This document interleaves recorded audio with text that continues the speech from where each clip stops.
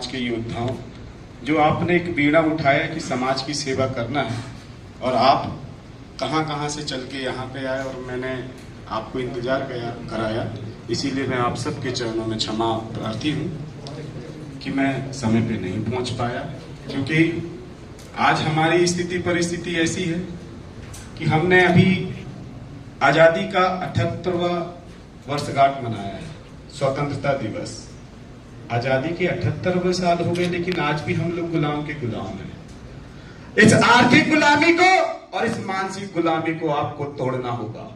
जिन बिरसा मुंडा, जिस टंट्या मामा, जिस शंकर साहब और रघुनाथ साहब ने अपनी कुर्बानी लगाकर आपके हाथ में ये धरोहर दी, लेकिन हम उस धरोहर को नहीं संभाल पा रहे हैं, तो फिर से अपने अंदर में उस बिरसा को डालना पड़ेगा, अपने अंदर में उस टंट्या मामा को डालना पड़ेगा, अपने अंदर में उस शंकर साहब को डालना पड़ेगा।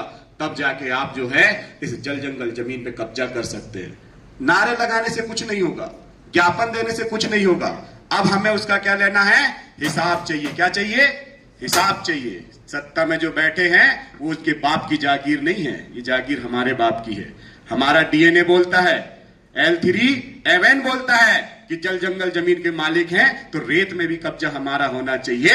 जंगल में जो भी आय हो रही है उस आय में भी कब्जा हमारा होना चाहिए, और जमीन से सोना निकले, कोयला निकले, लोहा निकले, उस पर भी कब्जा होना चाहिए। तब तो हम राजा कहलाएंगे। कि बस नारा लगा रहे हैं जय सेवा जय बड़ा देव, तो काम नहीं होगा।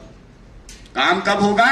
जब आने वाले बच्चे अच्छे स्कूल में पढ़ सके, आने वाले बच्चे अच्छे अस्पताल में अपना इलाज कर सके, आने वाले बच्चे अपने रोजगार की व्यवस्था कर सके, अपने बच्चों को वो आगे बढ़ा सके। तो ये भविष्य की लड़ाई है। हमारे महान क्रांतिकारियों ने अपनी जान की कुर्बानी दी, इसीलिए क्योंकि उनका सपना था कि जब मैं कुर्बानी दूंगा तो देश आजाद होगा, और देश आजाद होगा तो मेरे बच्चे जो हैं इस देश में खुली हवा में सांस लेंगे।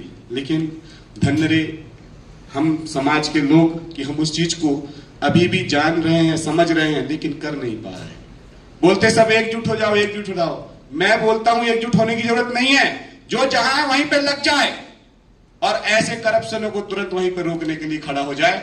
और जो भी हमारा भाई, कोई पार्टी की बात नहीं है, जल जंगल जमीन की लड़ाई मेरी कोई पार्टीगत नहीं है। पार्टी आती है जाती है, लेकिन समाज जिंदा रहता है। समाज है तो हम हैं, समाज है तो ये देश है। तो सबसे पहले सर्वोपरि क्या है? हमारा समाज। तो उस समाज के लिए मरने मिटने के लिए मैं तैयार हूं। बस अब एक ही चाह है कि आप कब बिरसा बनेंगे, आप कब टंट्या बनेंगे, और टंट्या बिरसा बन के, भीमराव साहब अंबेडकर बन के कब आप ज्ञानवान बन के इस न्यायिक प्रक्रिया को जो है समझेंगे। मेरे साथ में बहुत सारी चीजें हुई हैं, लेकिन अभी वक्त कम है, क्योंकि हमारे मामा का संदेश है कि कुछ क्षण आपको भूलना है। फिर हम कभी मिलेंगे, मुलाकात करेंगे, फिर बताएंगे कि क्रांति कैसे की जाती है और क्रांति के जनक कैसे होते हैं, क्योंकि आपको उसको जीना पड़ेगा। तो मैं ज्यादा ना बोलते हुए, क्योंकि बहुत समय हो गया है और आप लोगों को मैंने इंतजार कराया, उसके लिए मैं पुनः क्षमा प्रार्थी हूं।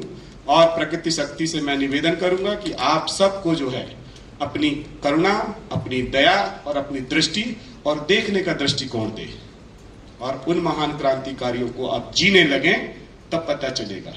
मैंने देखा हूं बहुत सारे मंच से खड़े होके कहीं बिरसा मुंडा की बात करते, कहीं टंट्या मामा की बात करते हैं। उस दर्द को तो जियो, तब तो पता चलेगा कि बिरसा कैसा था, टंट्या कैसा था। सही है ना? तो उसको जीना चालू करो। सबको सेवा जोहार, सेवा जोहार, सेवा जोहार, जोहार। जब तक जीतेंगे नहीं, बस अपनी आवाज को इसी तरह से बुलंद करते रहिए। सेवा जोहार।